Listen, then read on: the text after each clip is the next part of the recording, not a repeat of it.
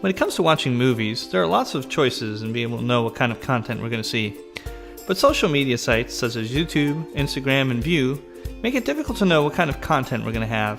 Sometimes you may be watching a totally innocent video, only to be surprised.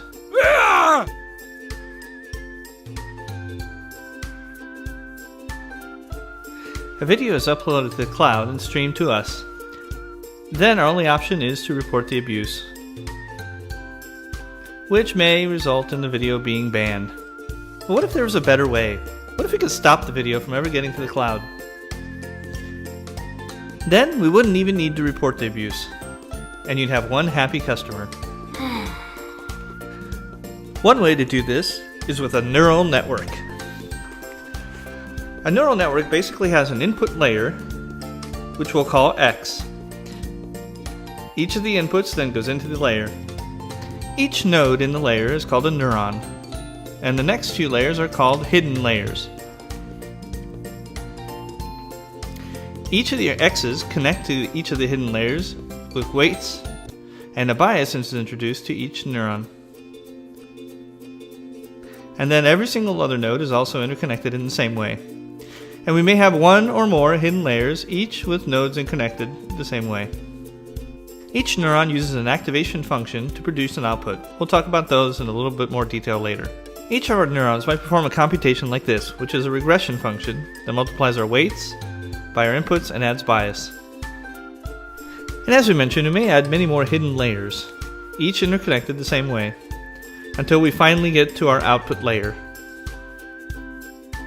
As we mentioned before, a neural network's node will perform some kind of computation and activation function. So let's talk a little bit more about that. A computation might look like something that we're familiar with seeing, like a logistic regression, where we multiply the weight by X and add bias. That will give us a prediction of a yes or a no, or 1 or a 0, whether something belongs in a classification or not. A logistic regression will let us classify into two classifications, a yes or a no. But what if we want to classify 26 characters of the alphabet? Unfortunately, with a logistic regression, there can be only one. Softmax will solve that for us. It will give us combined probabilities totaling any number of outputs. And that works really well for letters of the alphabet, provided that they're mutually exclusive. And that makes sense. With audio, you can't say a C and a T at the same time.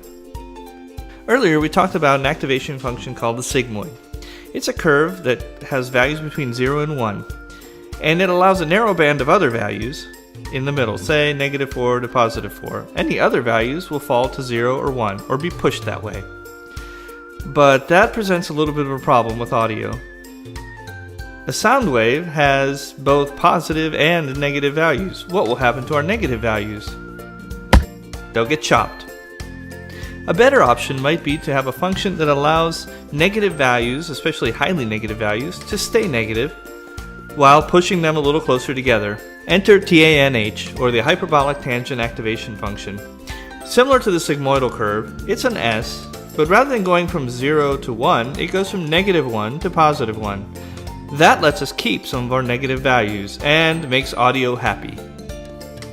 Now, a good model would be trained using some loss function. Rather than use, say, mean square error, we're going to use the connectionist temporal classification, which seeks to minimize the edit distance between what's predicted and the target. Here's how it works. Suppose our model predicted elephant, but our target was relevant. How many changes would it take to get from elephant to relevant? We'd have to delete R, insert a P, and change our H to a V.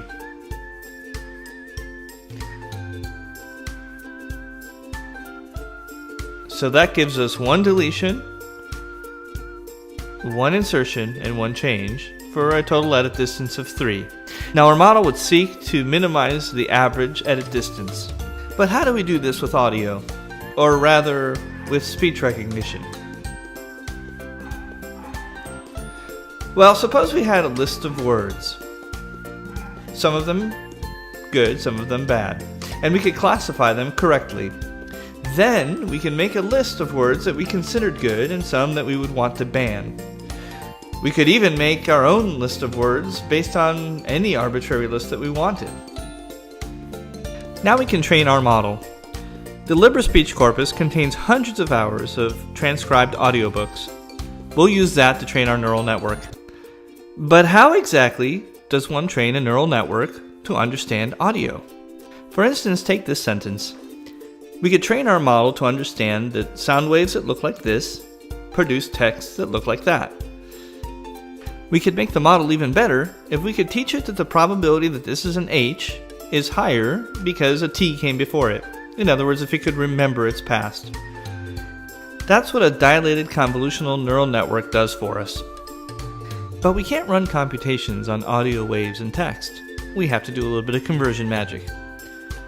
What if we took the audio wave and turned that into an array of numbers that represented the amplitude? Unfortunately, those numbers would still be too small. What we could do then is run MFCC, which is an algorithm used in compression. That will give us a little bit bigger numbers.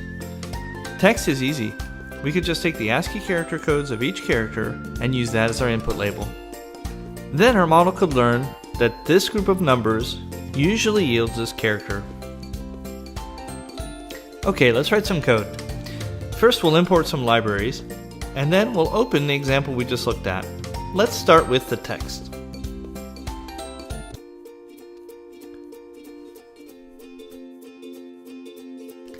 You'll notice some characters at the beginning of the text. Those numbers represent some metadata about the file. We'll use those to find the audio.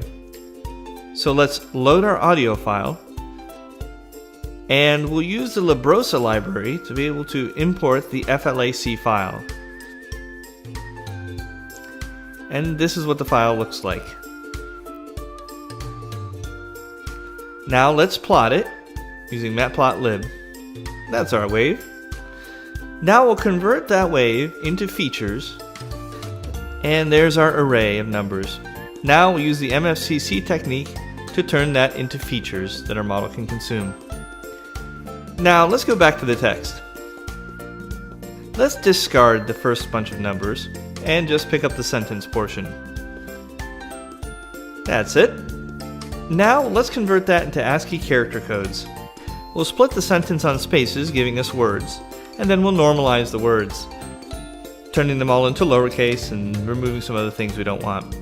Next, we'll create an index of character codes, all the letters of the alphabet, an empty character, and a space. Now we'll iterate through each character in a sentence, taking its numerical equivalent.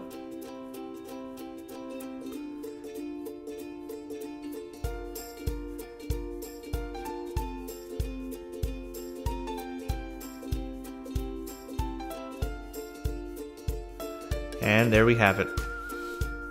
Now that we know how to extract our features, let's build a model. We'll do this one using a Python file rather than Jupyter Notebook. We'll use a library called SugarTensor, which is just syntactic sugar on top of TensorFlow. I'll show you what it does as we go along. Now our model will have two parameters, x, the features, the audio, and vocab size, which is the size of our vocabulary. We'll also define two local variables, numBlocks, which is the number of dilated blocks, and numDim, which is the number of latent dimensions. And we'll set those to 3 and 128 respectively.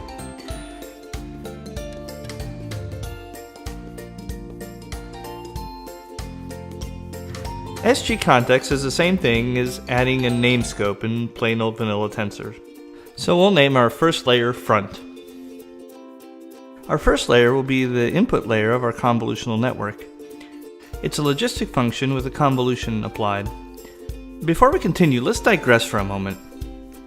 It's worth discussing how dilated neural networks relate to convolutional neural networks. Convolutional neural networks attempt to mimic the way an animal's visual cortex works.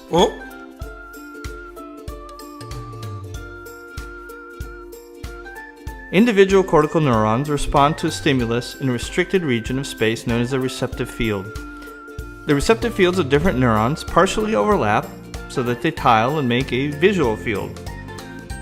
The response of an individual neuron to the stimulus can be approximated mathematically by a convolution operation. And this really works. Yippee! convolutional neural networks have seen some success in image recognition.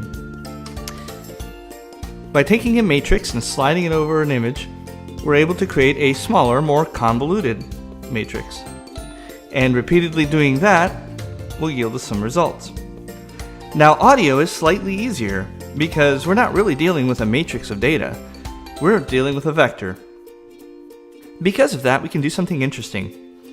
Rather than having a smaller matrix overlaying on top of our larger one, our convolution can be the same size as our input data. But to allow data to pass through from layer to layer, we can punch little holes in our convolutional network. That's known as dilation. This is how it works. We'll add our computed audio matrices in our input layer. Then we'll add some hidden layers. We'll start with a dilation of 1, which means that our hidden layer will skip every other neuron. Our next hidden layer will have a dilation of 2, which means that it will skip every 2 neurons.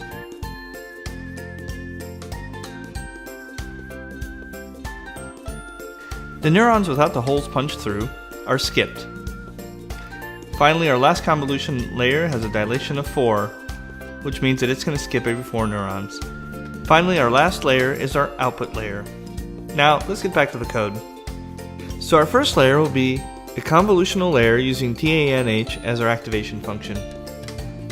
This sugar tensor function is a convenience function. It's basically performing our logistic regression plus a convolutional layer all in one shot.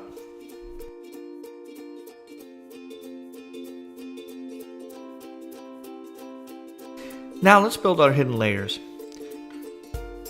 We'll iterate through each of the number of blocks and then also through the dilations, doubling as we move each layer.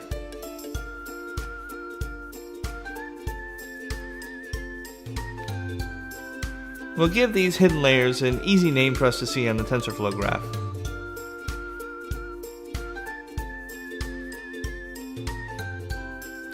Now, let's build a subfunction that will actually handle our hidden layer. We'll call that resBlock.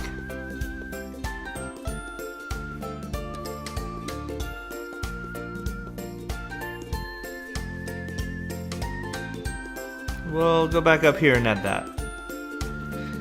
Each of our hidden layers will take a tensor, a size, and a dilation. Our first operation will be an attrist convolution function. Attrist is just a fancy word for dilated. Notice that we're going to use TANH as our activation function again.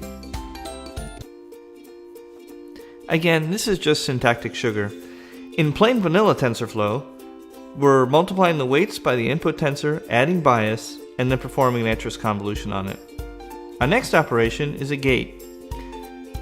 This is common in convolutional neural networks. But again, we're going to use the attrist convolution, but this time we're going to use a sigmoid as our activation function. That's because we either want it to be on or off, open or closed. Then we'll multiply the two tensors and perform one more convolution on them, again using TANH as our activation function. Now we'll assemble our residual and our skip tensors.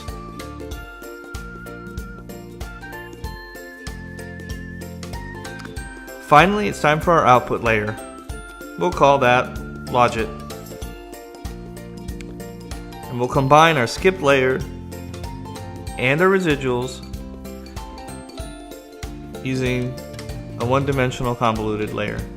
Now let's see how it runs.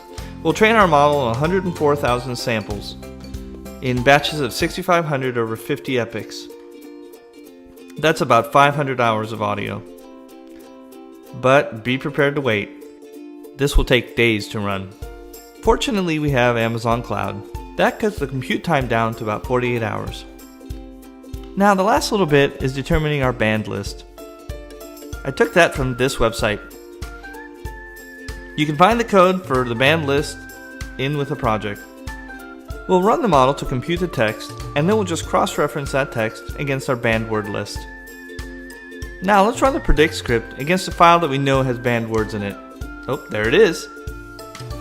The overall accuracy of the model is fairly high. However, the accuracy of our banned words is about 44%. Is that bad? Well, think of it like this. If our entire model has thousands of words in it, and our banned list only has, say, a few dozen, even a few misses will be catastrophic. Well, thanks for watching. Please take a minute to check these blogs and these GitHub projects. Much of this code is based on the models there. Also, please take a look at Google DeepMind's WaveNet paper, which is what this is based on.